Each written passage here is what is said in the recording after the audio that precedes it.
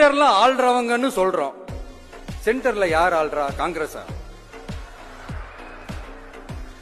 இங்க ஸ்டேட்ல ஆள்றவங்கன்னு பேசுறோம். இங்க யார் ஆள்றா? அதிமுகவா? அப்புறம் என்ன பேரை சொல்லணும் பேரை சொல்லணும் புரியலையே. நீங்க தானே கேட்டீங்க, வச்சுக்கோங்க.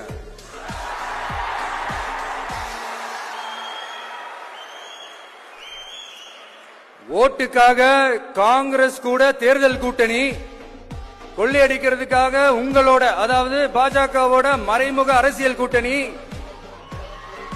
இப்படி உங்க பேரை சொல்லியே மக்களை ஏமாத்துறதும், உங்க பேரை சொல்லியே மக்களை பயமுறுத்துறதும், இப்படி இந்த கரப்ஷன் கபடதாரிகளுக்கு மறைமுகமாக உதவும் உங்க அரசுக்கு ஏஞ்சி தமிழ்நாடு தமிழர்கள்னாலே அலர்ஜி.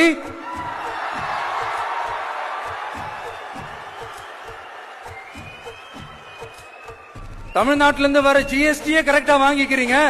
ஆனா தமிழ்நாட்டுக்கு பட்ஜெட்ல நிதி ஒதுக்க மாட்டேங்கிறீங்க. நீங்க படிக்கிற நம்ம பிள்ளைங்களோட படிப்புக்கு நிதி ஒதுக்க மாட்டேங்கிறீங்க. ஆனா மும்மொழி கொள்கையை திணிக்கிறீங்க. டீலிமிட்டேஷன் என்ற பேர்ல தமிழ்நாட்டோட பார்லிமெண்ட் சீட்ஸ்லயும் கேள்வி வைக்க பாக்குறீங்க. ஒரே நாடு ஒரே தேர்தல் நீங்க ஸ்டார்ட் பண்ணப்பவே புரிஞ்சிருச்சு பிரதமர் சார், உங்க பிளான் என்னன்னு, எங்கெல்லாம் எப்படியெல்லாம் எந்த திசைகள் எல்லாம் இந்த நாட்டை கொண்டு போலாம்னு. சார் உங்ககிட்ட நாங்க சொல்லிக்கிறதெல்லாம், தமிழ்நாட்டை கொஞ்சம் கேர்ஃபுல்லா ஹேண்டில் பண்ணுங்க சார்.